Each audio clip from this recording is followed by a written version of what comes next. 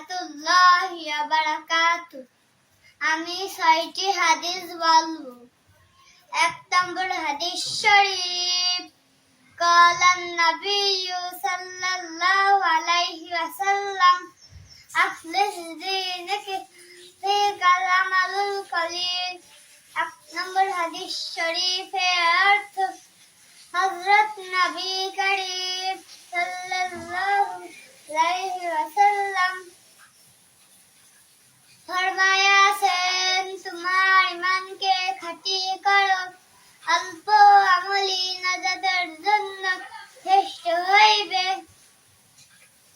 2 নম্বর হাদিস শরীফ, খায়রুকুম মান তাআল্লামাল কুরআনা ওয়া আল্লামাহ। 2 নম্বর হাদিস শরীফের অর্থ, তোমাদের মধ্যে সর্বোত্তম ওই ব্যক্তি যে কুরআন হাদিস শিক্ষা করে এবং শিক্ষা দেয়। 3 নম্বর হাদিস শরীফ, তালাবুল ইলমি ফারিদাতুন আলা কুল্লি মুসলিম।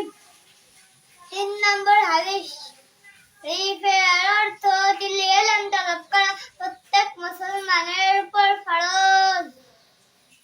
4 নম্বর হাদিস শরীফ, আত-তুহুরু শাতরুল ঈমান, পবিত্রতা ঈমানের অঙ্গ।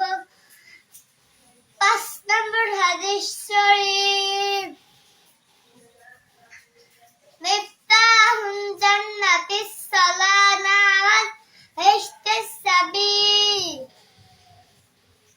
6 নম্বর হাদিস শরীফ, আউয়ালু মা ইউহাসাবু বিহিল আবদু ইয়াউমাল কিয়ামাতিস সালাহ।